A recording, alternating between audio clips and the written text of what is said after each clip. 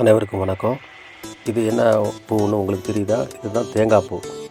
தேங்காய் பூ அப்படின்னு சொல்லி இதெல்லாம் ஃபாரின்லேருந்து உற்பத்தியான ஒரு பூ. இது சின்ன சின்னதாக ரொம்ப அழகாக இருக்கும்.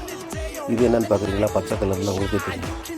அதாவது ஒரு மதில், சாம்பிராணி அப்படின்ற ஒரு சைப்ரஸ் மரம் ஆங்கிலத்தில். அந்த மரத்தினுடைய மதில் கல்லில் கட்டி தான் பார்த்துருப்போம். இந்த மதில் வந்து பாருங்கள், மரத்தில் அழகாக கட்டி ஒரு மதிலாக வச்சுருக்காங்க. இது கொடைக்கானலில் ஒரு ஹோட்டல் பக்கத்தில் இருக்குது. இது வந்து மதில்களை அந்த உருவாக்குற அந்த செடி வளரக்கூடிய ஒரு இடம் இது. அது பக்கத்தில் இது முக்கியமான ஒரு பழம் இந்த இருக்கு பாருங்கள். இதுதான் அந்த சேர்ப்புட்டு, அந்த ஃபேஷன் ஃப்ரூட்டுன்னு சொல்லுவாங்க.